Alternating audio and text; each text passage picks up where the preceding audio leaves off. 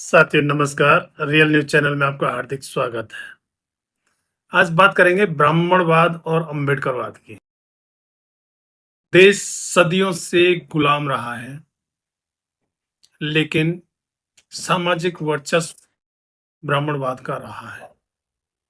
जब देश मुगलों के समय में मुगलों का गुलाम था,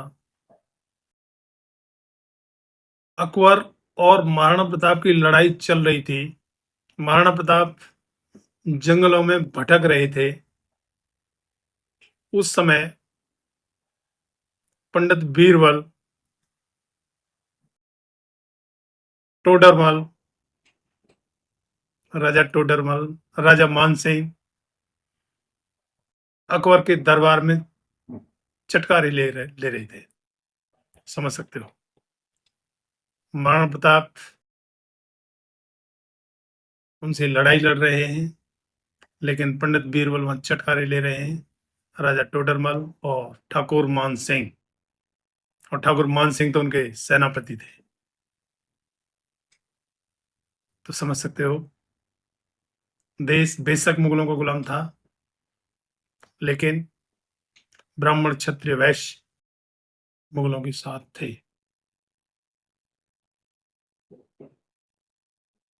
कुछ साथ थे और कुछों को काबू करने के लिए मुगल उनसे लड़ाई लड़ रहे थे। अब सोचिए, अगर मुगल विदेशी थे और मुगलों से हमारे देश वालों को लड़ना था और लड़ भी रहे थे, तो फिर पंडित बीरबल उनके दरबार में क्या कर रहा था, या राजा टोडरमल या राजा मान सिंह उनके दरबारों में क्या कर रहे थे? कभी किसी ने पूछा या कभी किसी ने कुछ बताया इस मामले में? नहीं। उसी तरीके से अंग्रेजों के मामले में लड़ाई या गुलामी, मुगलों की रही हो या अंग्रेजों की रही हो, गुलामी शूद्रों की ही रही है। और मुगलों की गुलामी के खिलाफ तो कभी किसी ने कोई आवाज भी नहीं उठाई। 700-800 साल या 1000 साल भी कह सकते हैं, इतने साल देश गुलाम रहा, लेकिन कभी किसी ने आवाज उठाई? उसके बाद में अंग्रेजों का देश गुलाम हुआ, तो सब बाहर पढ़ भी रहे थे, सबके कारोबार भी चल रहे थे, सब सामंती भी थे। तो फिर गुलामी किसकी थी? गुलामी शूद्रों की ही थी, क्योंकि शूद्र डबल गुलाम होते थे। मुगलों के गुलाम ब्राह्मण क्षत्रिय वैश्य, और शूद्र तो गुलामों के भी गुलाम होते थे। उसी तरह से अंग्रेजों की गुलामी में अंग्रेजों के गुलाम ब्राह्मण क्षत्रिय वैश्य और इनके गुलाम शूद्र, ये व्यवस्था थी। लेकिन हालात बदले, और बदलते बदलते अंग्रेजों ने काफी ने मुगलों ने तो खैर इस व्यवस्था को नहीं छेड़ा, लेकिन अंग्रेजों ने इस व्यवस्था के खिलाफ जो परंपरा, आस्था, रूढ़िवादिता के नाम पर जो शूद्रों के ऊपर जबरदस्ती वो थोप रखे थे, उनके खिलाफ काफी नियम बनाए अंग्रेजों ने और काफी काम किया था। उसी दौरान 1919 में, सन 1919 में कलकत्ता प्रेसिडेंसी में अंग्रेजों ने एक नियम बनाया था कि जज की सीट पर कभी ब्राह्मण नहीं आना चाहिए, और उसके लिए उन्होंने स्पेसिफिक वर्ड जो इस्तेमाल किए वो थे जुडिशियस करेक्टर। अंग्रेजों का कहना था कि ब्राह्मण के अंदर जुडिशियस करेक्टर नहीं होता है। जुडिशियस करेक्टर मीन्स न्यायिक चरित्र। वो जब जज की सीट पर होता है, जब न्याय की सीट पर होता है, जब न्याय करता है, तो न्याय नहीं कर पाता है, क्योंकि उसके अंदर न्यायिक चरित्र नहीं होता है। वो अपनी जाति को ध्यान में रखते हुए फैसले देता है। हालांकि ज्यादातर लोगों को ये पता नहीं है कि ऐसा भी कुछ था, लेकिन था। उसके बाद में देश आजाद हुआ, संविधान बना, बाबा साहेब डॉक्टर अम्बेडकर ने संविधान बनाया और सभी के लिए बराबर नियम बनाए, देश के हर आदमी को वोट का अधिकार दिया। जब विधान तो उससे पहले भी था, मनुस्मृति जो देश में विधान चलता था आजादी से पहले तक, वो थी मनुस्मृति। उस विधान का नाम था मनुस्मृति। और क्योंकि वो ब्राह्मण वर्ण के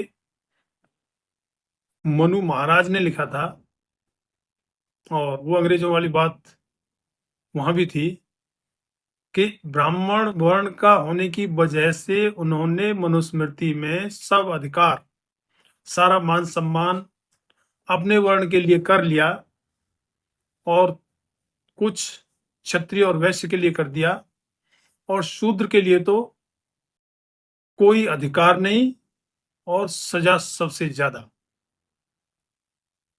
और मनुस्मृति में सजा का प्रावधान क्या होता था कि ब्राह्मण को सजा कम से कम, अगर कोई अपराध ब्राह्मण करता है तो उसको कम से कम सजा, या कोई सजा नहीं, थोड़ी बहुत क्षत्रिय को, उससे थोड़ी ज्यादा वैश्य को, और सबसे ज्यादा शूद्र को सजा मिलती थी। अपराध एक ही होगा लेकिन सजा सबके, सभी वर्णों के लिए अलग अलग होगी। तो ये था ब्राह्मणवाद। खैर, देश आजाद हुआ और देश का नया संविधान लागू हुआ, लोकतंत्र लागू हुआ। और जब देश आजाद हुआ, जब तक सभी स्टेट के CM, PM, president, governor, vice chancellor आदि आदि सभी ब्राह्मण, क्षत्रिय, वैश्य वर्णों के ही लगे। हालांकि देश में लोकतंत्र लागू हुआ था, लेकिन उनके लिए वही लोकतंत्र है। खैर, उसके बाद में संविधान लागू हुआ, तो संविधान के हिसाब से हर पोस्ट पर, हर जगह पर, चपरासी से लेके चीफ जस्टिस तक डाइवर्सिटी होनी चाहिए। सभी वर्गों के लोग उन जगहों पर होने चाहिए, लेकिन नहीं है। आप देखोगे मीडिया है, मीडिया में 98% सिर्फ ब्राह्मण वर्ण के लोग मिलेंगे। जो मेन स्ट्रीम मीडिया है, जिसको देश का चौथा पिलर कहा जाता है, हाई कोर्ट, सुप्रीम कोर्ट में भाई नौकरी तो करते हैं, जज हैं, नौकरी नहीं करते क्या? तनख्वाह नहीं लेते क्या? जब नौकरी है और नौकरी में आरक्षण है, तो फिर SC ST OBC क्यों नहीं हो?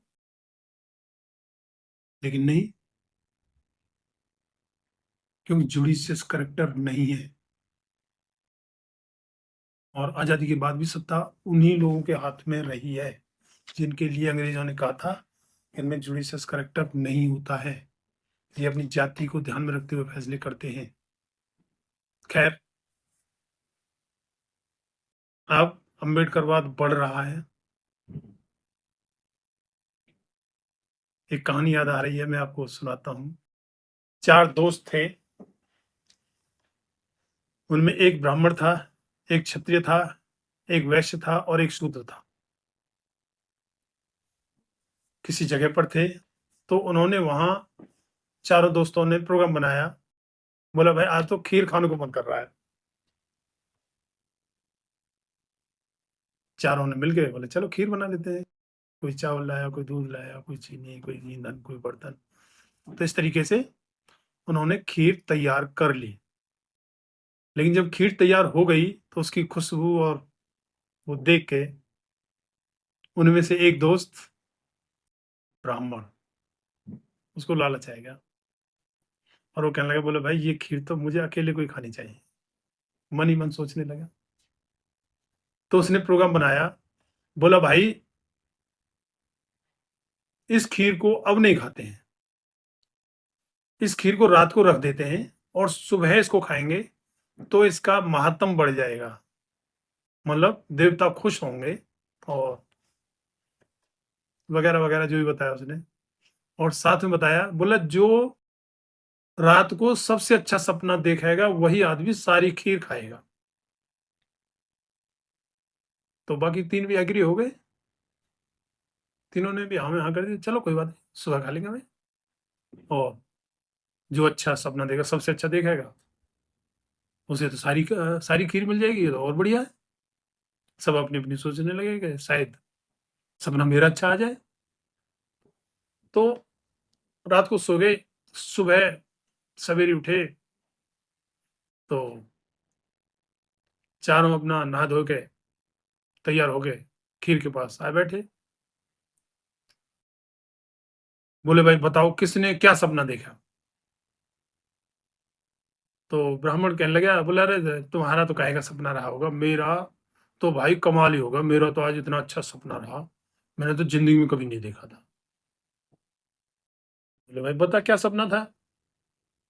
बोला मेरे सपने में साक्षात भगवान रामचंद्र जी आए थे, और उन्होंने मुझे कहा, बोला खीर पर तेरा ही हक है, और तुझे ही ये सारी खीर खानी है, ध्यान रखना। और वो कह के बोला भाई अब तो मैं ही सारी खीर खाऊंगा। तो इतने में क्षत्रिय बोल पड़ा, अरे नहीं नहीं भाई, रुक रुक, तेरे से बढ़िया सपना मैंने देखा है। तो ब्राह्मण ठिठक गया पीछे, बोला बता भाई क्या सपना देखा है। तो वो क्षत्रिय कहने लगा, बोला मेरे सपने में भगवान रामचंद्र जी रथ में बैठकर सीता जी के साथ आए थे, और उन्होंने मुझे कहा, बोला खीर पर तेरा ही हक है, और तुझे ही सारी खीर खानी है। तो भाई मैं खाऊंगा सारी खीर, मैं तो सारी खीर खा रहा हूँ। इतने में फिर वो वैश्य बोल पड़ा, अरे रुक रुक, नहीं नहीं भाई रुक, तेरे से अच्छा मेरा सपना है। तो बोले भाई तू बता। बोला मेरे सपने में भाई भगवान रामचंद्र जी रथ पर सवार होकर सीता माता के साथ में, और हनुमान जी भी साथ थे, आए, और मेरे से कहने लगे तू बहुत मेहनत करता है, इसलिए इस खीर पर तेरा ही हक है, और तुझे ये सारी खीर खानी है। तो भाई ये खीर तो मैं खाऊंगा। तो उधर शूद्र बोल पड़ा, अरे रुक रुक भाई, कोई मेरी भी सुन लो, अपनी अपनी कहते रहोगे। बोले भाई तू बता तेने क्या सपना देखा। बोला भाई मेरे सपने में कोई भगवान या देवी देवता नहीं आए थे, मेरे सपने में तो बाबा साहेब डॉक्टर अंबेडकर आए, और उन्होंने उंगली पकड़ के मुझे उठाया, और वो कहने लगे, बोले रे मूर्ख तू सोता ही रहेगा, सदियों से सोता आया है, तेरा हक ये सदियों से खाते आ रहे हैं, और तू सोता ही रहेगा, उठ और खीर खा, और अगर अब खीर नहीं खाई तो सुबह तुझे कुछ नहीं मिलना है, ये दुनिया भर के आडंबर रचाएंगे। तो भाई मैं तो बाबा साहब की बात टाल नहीं सका, और मैंने तो वो खीर रात को ही खा ली। अब तीनों ने वो बर्तन देखा तो वो खाली पड़ा हुआ। बोला भाई तेरा सपना सबसे बढ़िया रहा। तो इस तरीके से, हालांकि ये कहानी है लेकिन हकीकत भी है, अंबेडकरवाद बढ़ रहा है, और अंबेडकरवाद के सामने ये छल कपट, पाखंड, अंधविश्वास, जो ब्राह्मणवाद की जड़ है या जो आधार है, ये नहीं टिक पाएंगे। जहां अंबेडकरवाद होगा वहां ब्राह्मणवाद नहीं टिक पाएगा। हालांकि कोशिश करेंगे और कर रहे हैं, छल कपट करेंगे, कोशिश क्या है वो ये छल कपट, अंधविश्वास, पाखंड ही उनके जरिया है या हथियार है जो भी कहेंगे, और उनका वो इस्तेमाल करते हैं, लेकिन अम्बेडकरवाद के सामने नहीं चल पाएंगे।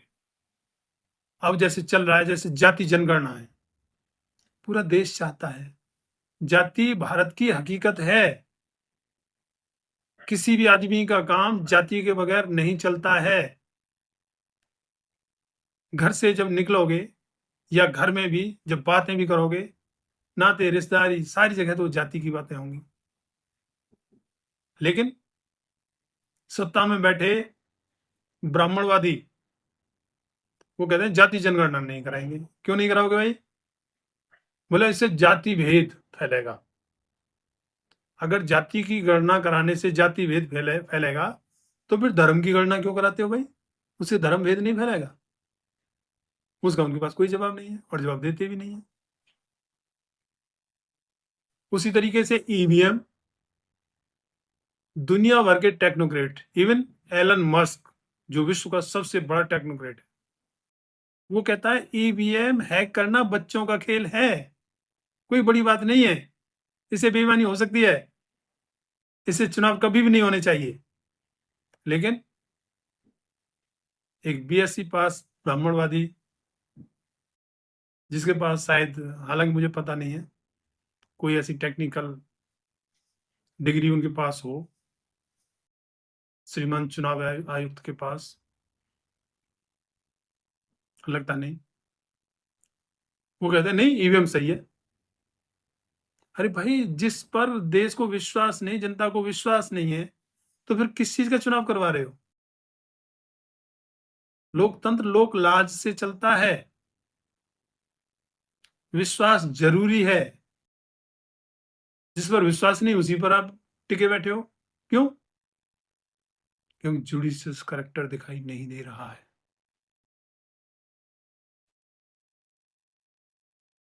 आगे अंबेडकरवाद जैसे जैसे बढ़ रहा है, ब्राह्मणवाद की चूलें हिल रही हैं और हिलेंगी। और अंबेडकरवाद जब फुल फॉर्म में होगा, ब्राह्मणवाद टिक नहीं पाएगा। 21वीं सदी बाबा साहेब डॉक्टर अंबेडकर की सदी होगी।